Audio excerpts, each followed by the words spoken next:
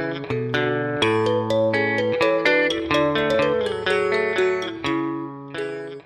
anniversaires, c'est toujours pour faire le point de ce qui a marché, quels sont les progrès que nous devons à la Déclaration universelle des droits de l'homme et quels sont les reculs pour que nous puissions voir comment nous allons nous enraciner davantage dans l'esprit de la Déclaration universelle des droits de l'homme. Je me souviens qu'en 1998, à l'invitation de l'Organisation mondiale contre la torture, j'ai représenté les ONG africaines dans le même panel que Marie Robinson, à l'époque, qui était la haut-commissaire aux droits de l'homme. Et lorsque j'ai relu mon speech, ma présentation hier soir, elle est encore d'actualité. Elle est encore d'actualité, mais je pense que nous devons, encore d'actualité, parce qu'il y a encore les mêmes violations qui se perpétuent, qui s'enracinent même. Et nous avons également des États qui continuent à être dans le déni, alors que l'autre alternative pour le renforcement des droits de l'homme serait effectivement de former des alliances et de reconnaître que tout n'est pas parfait, mais qu'il est possible de faire mieux. Lorsqu'on voit ce qui s'est passé en Éthiopie dans l'espace de 6 mois, nous continuons à dire qu'en Afrique, la volonté politique peut effectivement changer beaucoup de choses. La charte africaine qui a été adoptée bien plus tard, en 1981, a été un peu conçue comme l'expression de la volonté des États africains de contribuer à l'universalisme des droits de l'homme en prenant à charge quelques spécificités culturelles africaines. Nous pouvons donc dire que la Déclaration universelle des droits de l'homme a été une source importante d'inspiration pour les rédacteurs de la Charte africaine. La commissaire Maya va certainement nous dire quels sont les articles qui ont été empruntés à la DIDH et qui sont encore pour nous des instruments de travail parce que nous élaborons des observations générales à partir d'un certain nombre d'articles pour renforcer la compréhension des États et des organisations de la société civile par rapport au contenu de la Charte. La Charte a également renforcé le contenu de certaines dispositions en les contextualisant.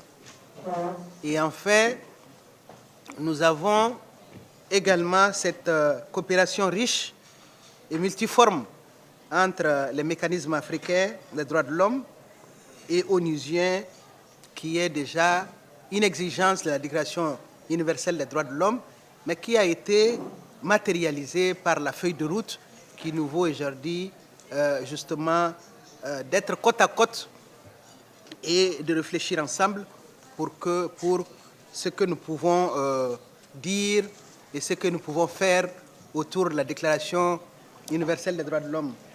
Je crois que le représentant de la société civile n'est pas là, mais le panel, oui, le panel que nous avons fait à l'occasion du Forum des ONG nous a démontré que cet instrument qui a été le plus traduit dans le monde reste encore inconnu.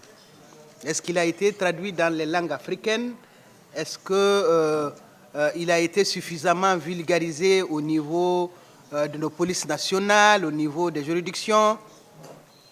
Je pense qu'il y a un travail de sensibilisation et c'est en cela justement que ces commémorations sont importantes et nous pensons que le 10 décembre, dans une ferveur continentale, chaque pays devra effectivement, chaque ONG, chaque mécanisme des droits de l'homme devra prendre à son compte cette commémoration pour faire vivre l'esprit, les normes, le contenu de la Déclaration universelle des droits de l'homme. Karel Savak disait que la Déclaration universelle des droits de l'homme a été un succès comme on en rencontre rarement dans l'histoire du droit international. Nous devons donc alimenter ce succès et faire en sorte que nous puissions effectivement, au moment où beaucoup d'États se replient sur eux, au moment où beaucoup d'États connaissent des conflits internes, nous devons voir ce qui nous réunit et ce qui peut constituer une force pour l'humanité et pour les individualités. Je voudrais m'arrêter là pour laisser la parole au modérateur Mahaman Gourou Sissé pour nous conduire dans ce panel en tenant les uns et les autres dans la limite du temps. Je vous remercie. Bonjour tout le monde. Merci Madame la Présidente. Mesdames et Messieurs les commissaires, Mesdames et Messieurs les représentants des États, Mesdames et Messieurs de la société civile, Mesdames et Messieurs des institutions internationales, tout protocole respectueusement observé. Il m'a été demandé de faciliter et pas de compliquer cette session. Et pour cela, j'ai besoin de la compréhension et de la participation de tout le monde. Puisque 1 heure de temps, vous convenez avec moi que ce n'est pas suffisant pour discuter d'un sujet aussi important. Mais comme Madame la Présidente a déjà balisé le terrain, l'idée ici, ce n'est pas de vous expliquer la Déclaration universelle puisque vous les pratiquez au quotidien, mais c'est plutôt d'échanger, de faire le point et de voir qu'est-ce qu'on peut faire pour améliorer. Peut-être avant de passer la parole aux panélistes, on en a 4, et à la commissaire Maya qui va parler. Elle est la seule à qui on a donné 7 minutes en réalité, positive, qui va parler des liens entre la Déclaration universelle et la Charte africaine. On aura M. Pacharo Kaira du Malawi, qui va nous dire un tout petit peu comment les dispositions de la Déclaration universelle ont été intégrées au niveau national, dans le cas du Malawi. Ensuite, Clément Voul, qui est rapporteur spécial des Nations Unies sur la liberté d'association et de réunion pacifique. Clément, tu as 3 minutes, et, va aussi nous dire un peu sa lecture de la situation. Et Sadiq Ignace, qui représente les ONG, le forum des ONG ici, aura aussi 3 minutes pour partager sa réflexion. Mais peut-être avant de passer la parole au premier orateur, permettez-moi de vous transmettre les salutations et les encouragements du nouveau commissaire des Nations Unies, Mme Michelle Bachelet, et tout son personnel, à l'ensemble des participants ici, mais aussi saluer votre engagement en faveur des droits de l'homme et vous féliciter pour tout ce que vous faites. C'est un travail continu, c'est une lutte continue. Les droits de l'homme, c'est l'affaire de tout le monde. Donc on est content de voir dans cette salle que tous les acteurs, en réalité, qui peuvent contribuer à l'amélioration de la situation des droits de l'homme sont dans cette salle. Donc j'espère qu'on va avoir de bonnes contributions, même si le temps qui nous est imparti est relativement court, mais comme on dit en anglais, short and sweet. Donc on pourra le faire, Inch'Allah, dans le temps qui nous a été imparti. Sans trop de protocole et sans tarder, avec votre permission, je passe la parole à Madame la commissaire Maya. Comment ça a changé? Ok, peut-être que je vais donner au représentant de l'État d'abord. Allez, ok, peut-être M. Kaira Pacharo, if you can take the floor. Thank you. Thank you very much. Good morning. We are honored to be part of this panel, essentially to share our views on the impact of UDHR as we celebrate 70 years of its existence. I want to start by quoting a Nigerian scholar by the name of Nsongurua Udombana, who said that the success or failure of any international human rights system should be evaluated in accordance with its impact on human rights practices on the domestic level. This essentially goes to highlight the point that for us to look at how successful UDHR has been, we have to look at how it has been impacted as far as the domestic level is concerned. Now, UDHR rose from the ruins of World War II And it also became a rallying point for African states as they fought to free themselves from not only war, but also another kind of oppression, and this is colonialism. It is not surprising, therefore, that for most African countries, including Malawi, UDHR played a significant role in the struggle for independence. And I give an example that the 1966 Malawian Constitution expressly provided that UDHR was actually part of the law of Malawi. And this was further reinforced by various court decisions that UDHR was part of the laws of Malawi. We also note that the second wave of emancipation of Africa came in the early 90s with two major events. And this is the fall of communism as well as the end of apartheid. And then these events triggered the emergence of various democracies in Africa with progressive constitutions. And Malawi is also an example that when we adopted our constitution in 1994, it drew a lot of inspiration from the provisions of UDHR as well as other international instruments such as the African Charter, ICCPR, and others. However, I want to ask a few reflective questions, and I'll draw your attention to the preamble of the UDHR. And I'll read it to you. It says, "Now, therefore, the General Assembly proclaims this UDHR as a common standard," emphasis on common standard, "of achievement for all peoples," emphasis all peoples, "and all nations," emphasis on all nations, "to the end that every individual," emphasis on the individual, "and every organ of society, keeping this declaration constantly in mind, shall strive by teaching and education to promote respect for these rights and freedoms and progressive measures, national and international, to secure their universal and effective recognition and observance, both among the peoples of member states themselves and among the peoples of territories under their jurisdiction." So we're going further to say that the impact of UDHR can be looked at three levels: the international level, the nation-state level, and the individual level. And I want to take you back to the preamble, which emphasizes the aspect of all, that these rights have to be enjoyed by all peoples, all nations, as well as all individuals.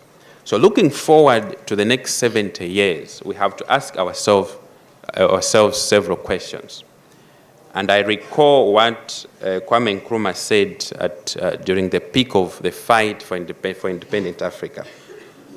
He essentially said that, "Seek ye first a political kingdom, and then all these other things will be added unto you."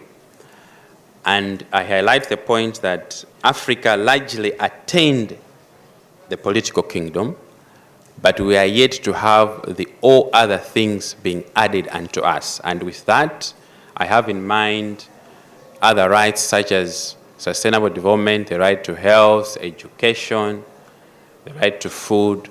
Those are yet to be attained as far as Africa is concerned to a large extent. And I also would want to highlight that with Agenda 2063, Africa should also be strongly agitating for equality on the global stage, in line with the principles of UDHR. So we are saying that 70 years after UDHR, we should ask ourselves, with the preamble of UDHR in mind, which says all peoples, all nations, all individuals. We should ask ourselves, do all individuals enjoy the rights which are in the UDHR? And the answer is that we are still struggling and we are still yet to attain that. And in conclusion, I say that unless all peoples, all nations, and all individuals fully enjoy these rights, the political kingdom which we have attained as independent Africa, and as Kwame Nkrumah said, will remain a shell. So in the next 70 years, let us as Africa emphasize on socio-economic rights, because we have already attained the political kingdom. Thank you so much. Thank you very much indeed for your contribution. Before handing over to Commissioner Maya, may I kindly ask to the video show, we have 2 minutes clip that we would like to show you, and before going to Commissioner Maya, thank you. So take action and stand up for human rights. With that, we'll hand over to Commissioner Maya. Commissioner Maya, vous avez la parole. Vous avez 7 minutes. Merci beaucoup, monsieur le modérateur. Je vais donc sans plus tarder, puisque je bénéficie d'une discrimination positive par rapport aux autres conférenciers, je vais avoir 7 minutes. Je pense pouvoir les utiliser pleinement. Alors, sans revenir sur l'intitulé de ma communication qui reprend la charte africaine entre universalisme et particularisme, je voudrais évoquer le fait que la régionalisation des droits de l'homme se pose en termes d'universalisation, c'est-à-dire est-ce que la régionalisation participe également à l'universalisation des droits de l'homme ou encore renforce l'universalisation des droits de l'homme. Je crois que c'est à cette question que je vais devoir répondre par rapport à la Charte africaine des droits de l'homme et des peuples. Tout d'abord, en revenant au contexte historique de la Charte africaine des droits de l'homme et des peuples, qui, à l'heure actuelle, a une durée de vie depuis 32 ans, alors que la Déclaration universelle des droits de l'homme, elle, a déjà 70 ans, il faut dire que ça a été un tournant historique dans l'histoire des pays africains, c'est-à-dire la véritable prise de conscience des États africains d'asseoir la protection des droits de l'homme sur un socle de normes communes. Il y a tout d'abord un changement d'époque et également un changement dans l'histoire de l'Afrique. Il faut également évoquer qu'à la même époque, il y avait une prolifération des instruments en la matière, et on se posait la question de savoir est-ce que cette prolifération des instruments en la matière, notamment sur le plan régional, n'emportait pas une relativisation de l'universalisation. La réponse, nous pouvons la trouver au niveau de la Charte africaine des droits de l'homme et des peuples, qui marque la volonté de l'Afrique libérée dans les années 60, déjà, à s'affirmer comme un continent qui va se réapproprier la centralité de la question des droits de l'homme et également de la dignité humaine. La Charte apparaît ainsi comme l'expression d'une civilisation, celle d'une Afrique qui revendique une conception nouvelle des rapports sociaux, et elle s'enracine dans la culture africaine beaucoup plus profonde.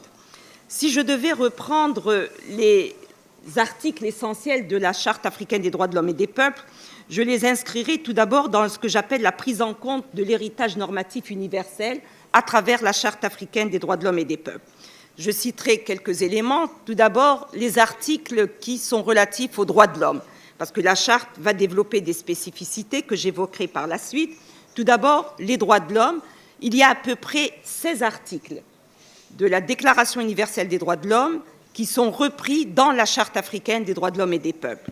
Donc, comment s'est opérée cette articulation entre régionalisme et universalisme? Je vais vous donner quelques éléments, dans la mesure où les 16 premiers articles de la Charte, justement, consacrés à un certain nombre de droits de l'homme, reposent sur soit des adaptations de la Déclaration universelle des droits de l'homme, soit une réécriture. Je vais vous donner quelques exemples de ces articles pour planter le décor. Déjà, l'article 2 de la Charte africaine reprend et reconnaît également l'article 2, paragraphe 2 de la Déclaration universelle des droits de l'homme.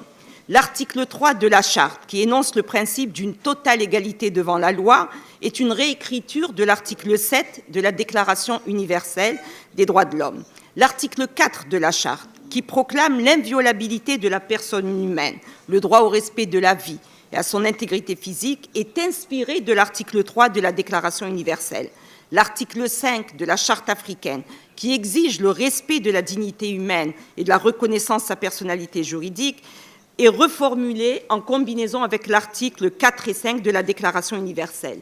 L'article 6 de la Charte africaine, qui reconnaît le droit à la liberté, à la sécurité de l'individu, reprend les dispositions de l'article 9 de la Déclaration universelle des droits de l'homme. L'article 7 de la Charte africaine, qui est consacré au droit à la justice, à la présomption d'innocence, à la défense et à être jugé dans un délai raisonnable, rassemble les dispositions des articles 8, 10 et 11 de la Déclaration universelle.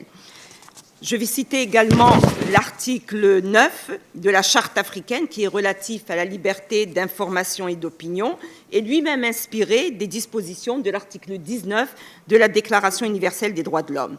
L'article 10 de la Charte africaine ne correspond d'ailleurs à aucune disposition de la déclaration, laquelle peut être également associée à ce qu'on appelle les autres libertés, notamment la liberté d'association, la liberté syndicale, que l'on retrouve à l'article 23, alinéa 4 de la déclaration.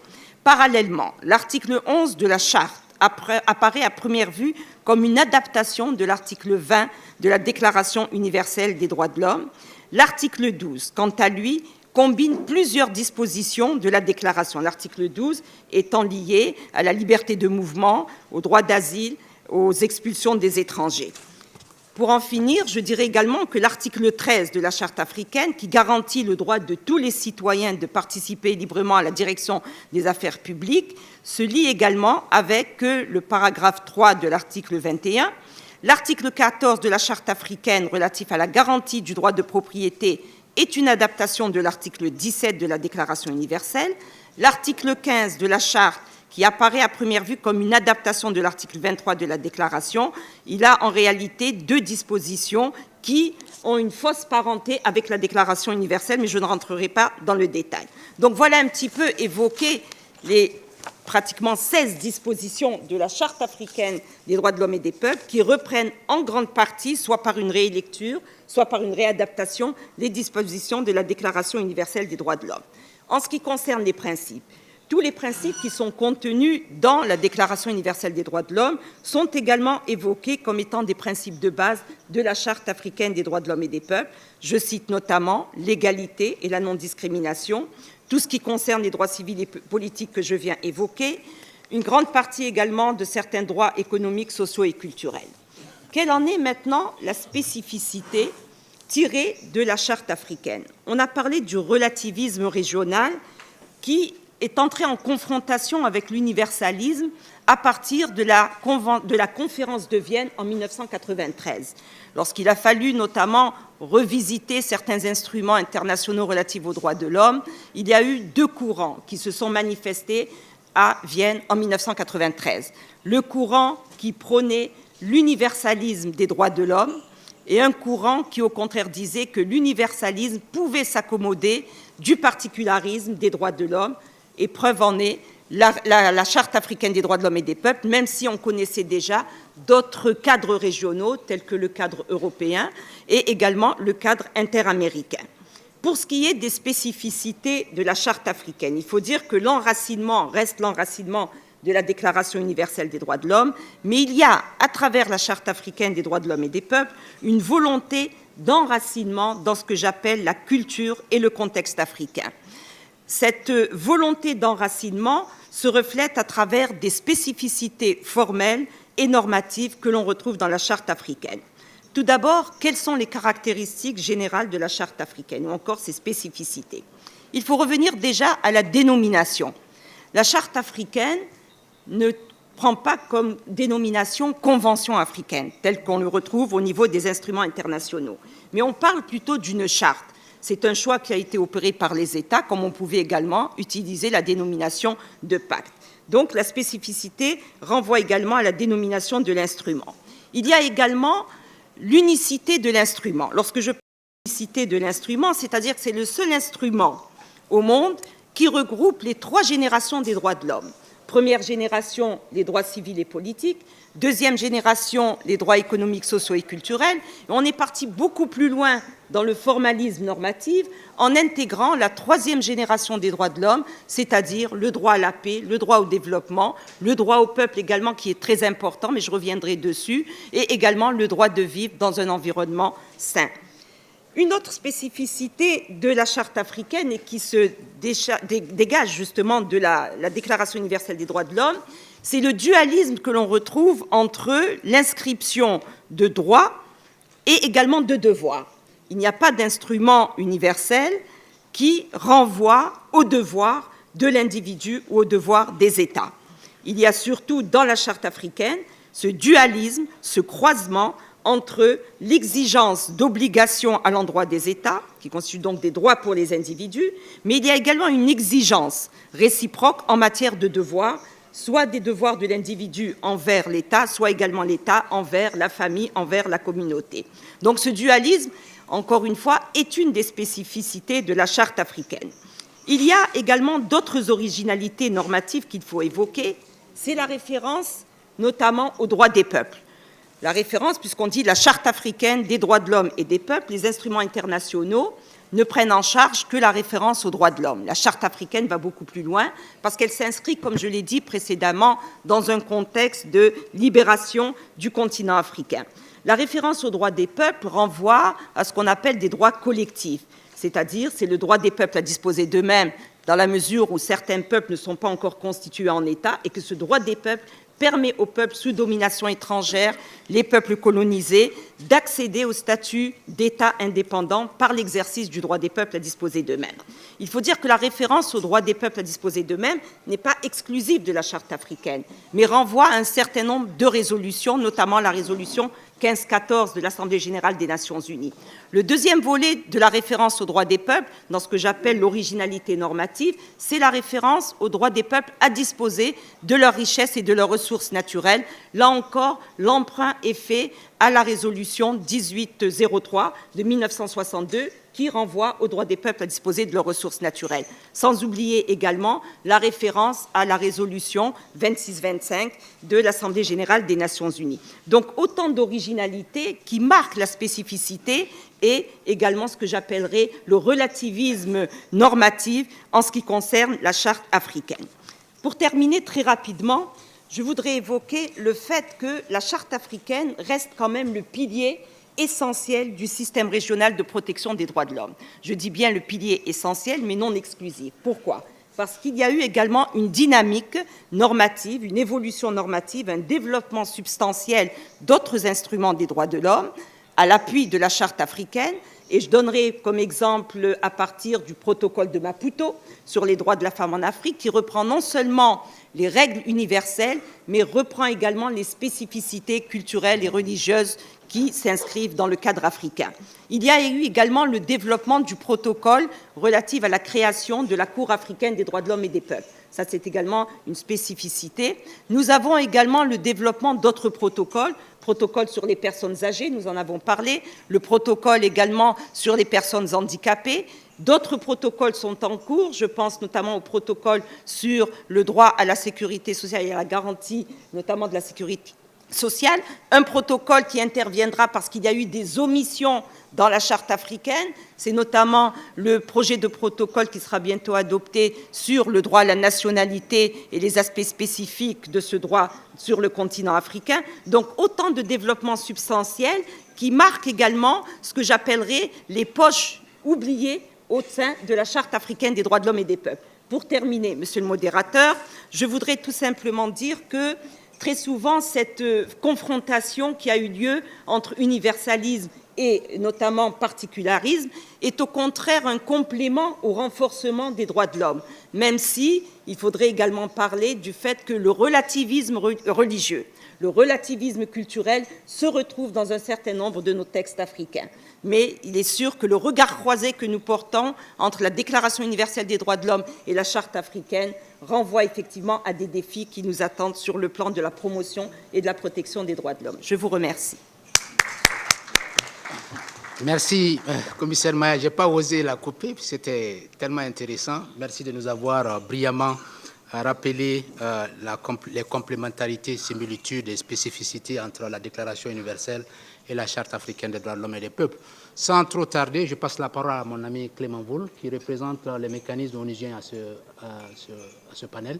Clément, tu as 3 minutes. Merci monsieur le facilitateur. Je voudrais d'abord, à l'entame de mes propos, remercier la Commission africaine des droits de l'homme et des peuples pour l'invitation qui m'a été adressée pour prendre part à ce panel de célébration des 70 ans de la Déclaration universelle des droits de l'homme, mais aussi pour le soutien que j'ai reçu de cette commission depuis ma nomination en tant que rapporteur spécial des Nations unies en charge de la liberté d'association et de réunion pacifique. 70 ans, c'est une période importante. C'est certainement l'heure de la célébration, mais aussi l'heure du bilan. Et vous conviendrez avec moi que une des choses que la Déclaration universelle des droits de l'homme a fait, c'est de proclamer des valeurs qui sont partagées aujourd'hui par nos sociétés, à savoir l'égalité et la non-discrimination basée sur le sexe, la religion ou l'origine ethnique, mais aussi la dignité qui est inhérente à l'espèce humaine. Ceci veut dire que chaque être humain, en tant qu'être humain, jouit des droits fondamentaux. 70 ans après, il faut aussi reconnaître que des progrès ont été réalisés, surtout dans la vulgarisation de la déclaration qui a été traduite en plusieurs langues. Et la déclaration aussi a eu l'avantage d'avoir influencé pas mal de normes au niveau international et au niveau régional, comme vient de le souligner Madame la commissaire. Mais il faut aussi reconnaître qu'après 70 ans, nous faisons encore face à des défis. En effet, l'actualité mondiale est là pour nous rappeler que l'égalité entre l'homme et la femme reste encore un défi, que la discrimination basée sur le sexe, la race, la religion, l'appartenance politique, et j'en passe, est le fléau quotidien de notre monde. Nul ne peut ignorer aujourd'hui que la plupart des conflits qui secouent notre planète est essentiellement dû au non-respect des droits de l'homme, de l'absence de démocratie et de l'état de droit. Or, c'est exactement ce que cette déclaration préconise, le respect des droits de l'homme comme un facteur de paix et de stabilité mondiale. La déclaration dispose en son article 20 que toute personne a droit à la liberté de réunion et d'association pacifique et que nul ne peut être obligé de faire partie d'une association. Même si ce droit est aussi garanti par les articles 10 et 11 de la Charte africaine des droits de l'homme et des peuples et beaucoup de constitutions des États partis, dans la pratique, l'exercice de ce droit connaît des entraves graves dans certains pays à travers des limitations injustifiées. Pourtant, le droit de réunion pacifique et d'association est un pilier fondamental de toute démocratie et de l'état de droit. Ce droit permet aux individus de s'organiser pour participer à la gestion des affaires publiques, de manifester leur satisfaction ou non à la manière dont les affaires sont gérées. C'est quand la jouissance de ce droit est pleinement garantie que la société civile peut effectivement contribuer à l'édification d'une société paisible, inclusive, développée, démocratique et respectueuse des droits de l'homme. Mon premier rapport que j'ai présenté à l'Assemblée générale des Nations unies fait le lien entre la garantie des droits de réunion pacifique et d'association et la mise en œuvre du programme 2030 sur le développement durable. Ce programme est une promesse de bâtir des sociétés justes et inclusives, protégeant les droits humains, promouvant l'égalité des sexes et l'autonomisation des femmes et des filles et protégeant la planète de ses ressources. C'est d'ailleurs l'idéal que prône la Déclaration universelle des droits de l'homme. C'est donc un programme des peuples et nécessite la participation de tous, y compris la société civile, dans la réalisation de ces objectifs. Pour ce faire, il faut créer des conditions idoines pour l'exercice du droit de réunion pacifique et d'association. Les États doivent éviter des restrictions injustifiées et disproportionnées et non conformes au droit international. C'est pour cela que je déplore les mesures récentes prises par un État partie d'interdire les activités des ONG pour une période donnée. Au-delà de l'impact négatif que ces mesures pourraient avoir sur ces ONG, c'est les populations vulnérables et les laissés pour compte que tentent de ramener ou que tentent de protéger le programme 2030 qui bénéficie de l'action des ONG qui paieront le lourd tribut. Il est important, 70 ans après, que les États se réengagent vis-à-vis des valeurs et idéaux prônés par la Déclaration universelle des droits de l'homme. Pour notre part, en tant que procédure spéciale, nous essayons de vulgariser cette déclaration, d'utiliser les principes que cette déclaration prône pour rappeler aux États leur engagement.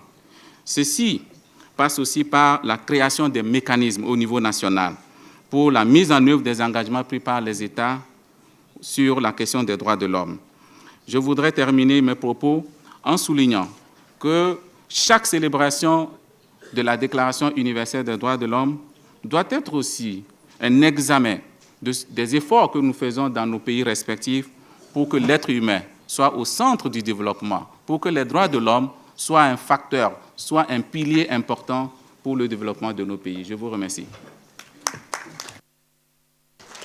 Merci Clément pour cette présentation. Je passe la parole à Sadiq Niass. Sadiq. Merci, Président. Tu as 3 minutes. Hein? D'accord. En 3 minutes, je vais essayer de résumer mes idées. En disant d'abord que 70 ans, c'est l'âge de la sagesse.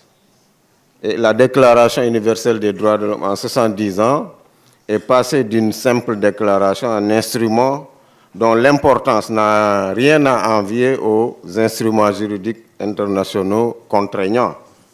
Et le cadre normatif a évolué énormément.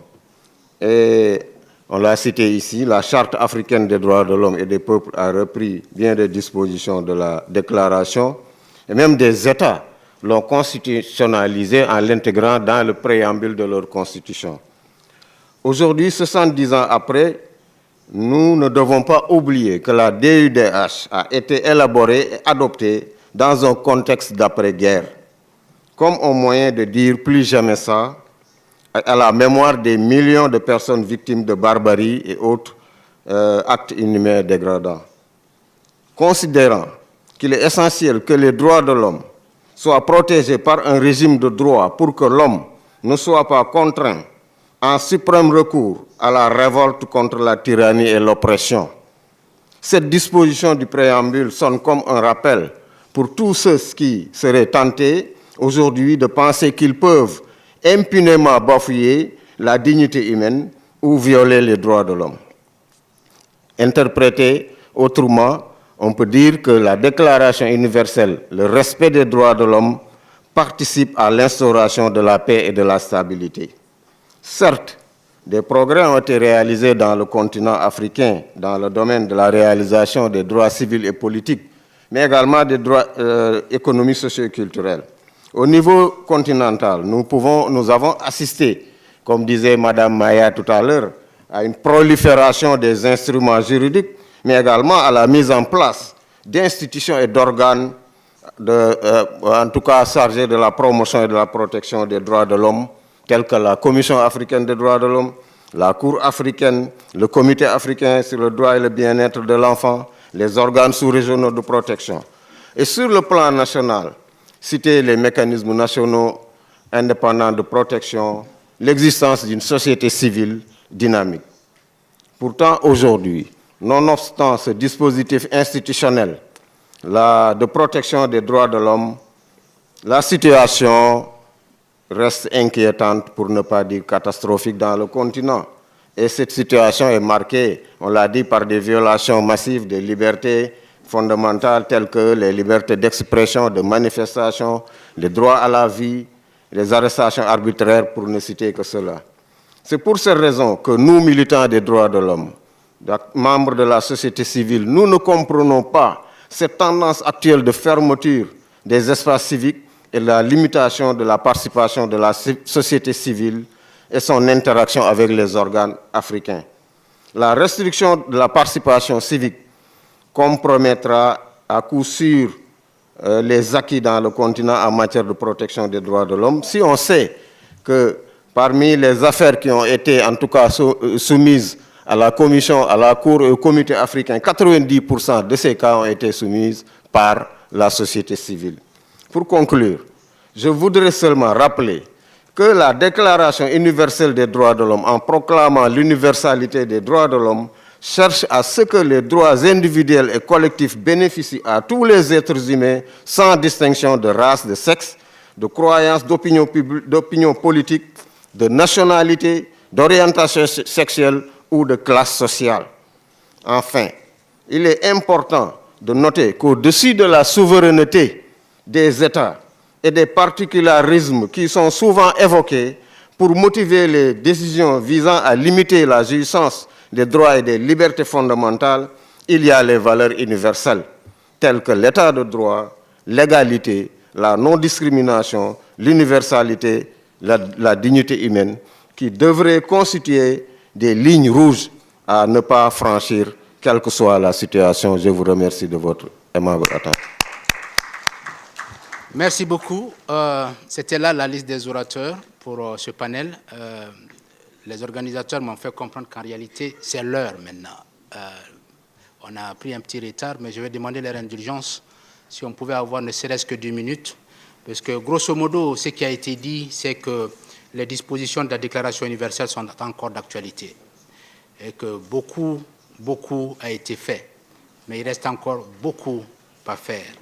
Donc, je vous invite donc, pour peut-être les 2 minutes qui nous restent, à réfléchir ensemble sur les défis et opportunités qui se présentent pour pouvoir avancer dans la promotion et la protection des droits de l'homme. Mais je vous invite aussi à vous engager. Il y a sur vos tables, vous trouverez un truc comme ça, une petite carte postale, où vous vous engagez à promouvoir et à défendre les droits de l'homme, vos droits et les droits des autres. Donc pour ceux qui veulent, si vous pouvez signer cette carte, et nous on va la collecter, on va le mettre sur le site, et puis on va faire le suivi, être sûr que vous vous engagez réellement pour promouvoir et protéger les droits de l'homme. Sans trop tarder, je donne la parole à qui veut la prendre dans la salle, mais on a 10 minutes. Ce n'est pas suffisant, mais c'est déjà quelque chose pour commencer. Je vois Khan, de l'autre côté. Lesotho, Khan, vas-y, Brahima. Merci, Monsieur le Président. Je voudrais juste ajouter ma voix à celles qui m'ont précédé pour féliciter les Nations Unies pour cette célébration et surtout relever que le texte que nous célébrons aujourd'hui est à l'origine de tout ce que nous faisons en matière des droits de l'homme depuis 1945. Et à cet égard, je voudrais insister sur un point, l'article 30. Je veux que tous ceux qui sont ici le relisent et je vais le faire. L'article 30 dit ceci: aucune disposition de la présente déclaration ne peut être interprétée comme impliquant pour un État, un groupement ou un individu un droit quelconque de se livrer à une activité ou d'accomplir un acte visant à la destruction des droits et des libertés qui y sont énoncés.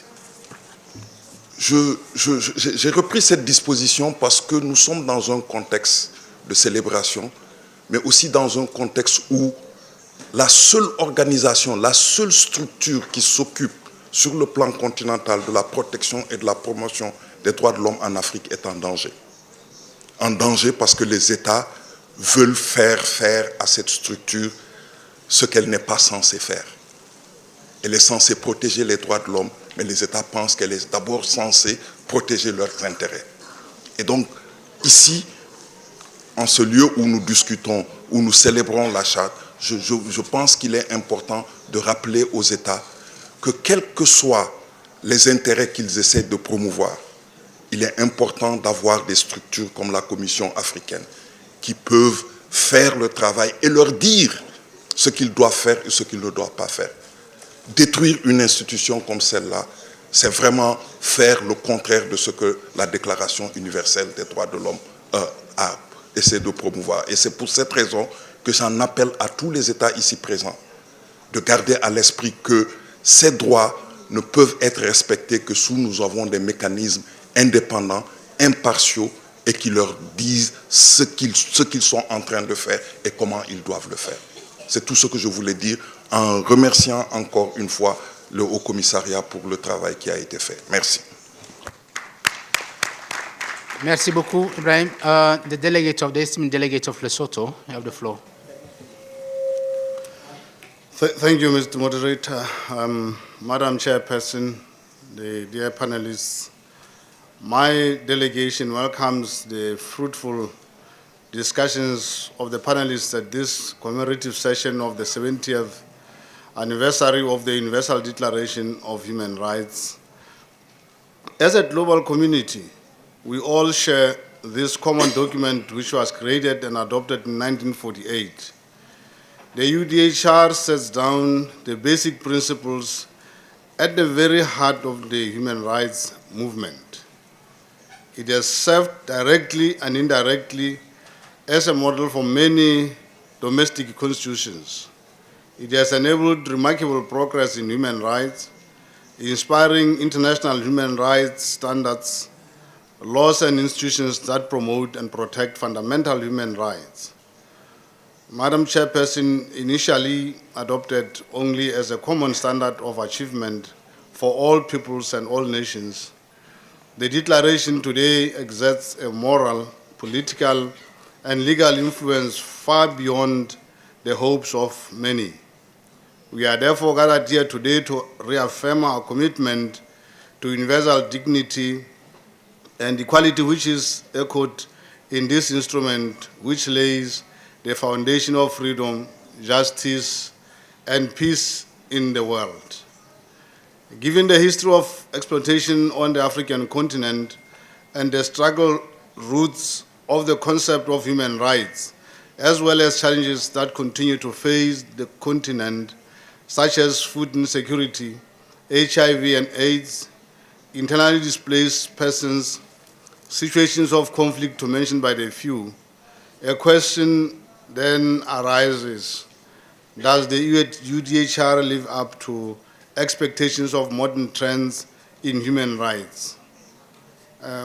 Madam Chairperson, my delegation's response is in the affirmative. As states, we need to give life to this declaration because it cannot survive without a critical mass of building blocks of state parties that take human rights seriously at the domestic level.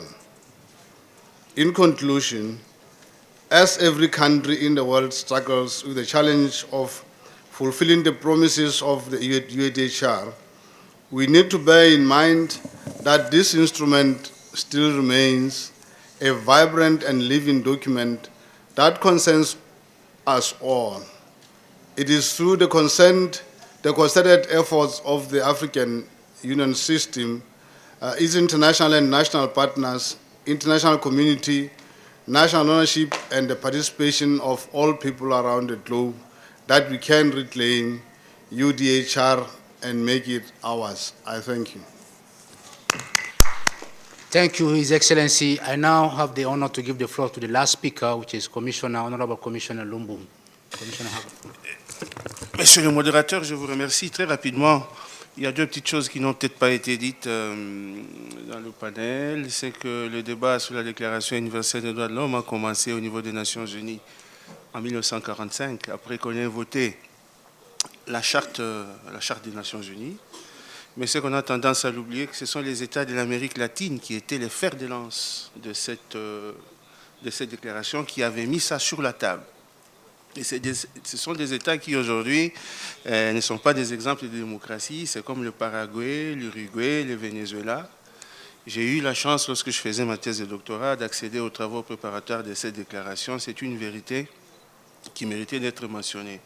Et la deuxième chose, c'est ce que le modérateur avait exprimé lors du forum des ONG. On a aussi tendance à l'oublier, je ne l'ai pas entendu ce matin, c'est le document le plus traduit à travers le monde, à part la Bible, ou peut-être le Coran aussi, c'est le document le plus traduit.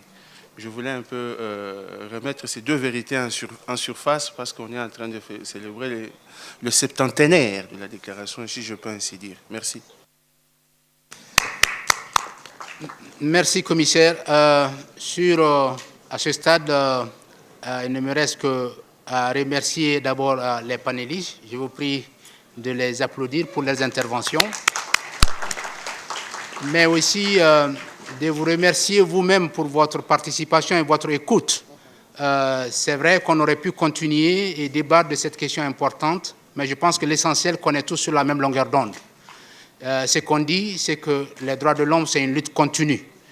Les 30 articles qui sont dans cette charte, la Déclaration universelle des droits de l'homme, ne sont mis en œuvre nulle part au monde. Il faut continuer à se mobiliser et à faire plus pour que ça soit une réalité.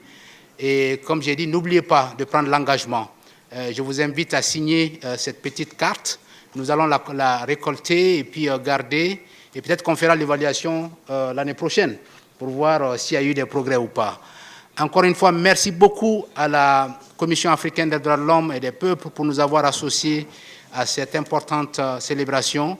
Et je réitère encore une fois l'engagement du Haut-Commissariat à continuer à travailler avec vous, avec l'UA et les États membres la société civile, tous les acteurs pour que ces principes soient une réalité dans la vie quotidienne de tous nos concitoyens.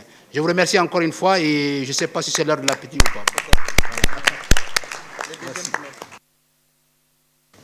Merci, merci aux modérateurs et aux panélistes qui ont pu tenir dans le temps. C'est vrai qu'il y a beaucoup de choses à faire, mais je pense que ce qui reste à faire, c'est de le faire au niveau national. Vulgariser la DDH. Je sais qu'au Mali, il y a un espace qui est dédié à justement commémoration de la Déclaration universelle des droits de l'homme, où le 10 décembre, tout le gouvernement est là et ils sont interpellés par les citoyens en direct à la télévision nationale.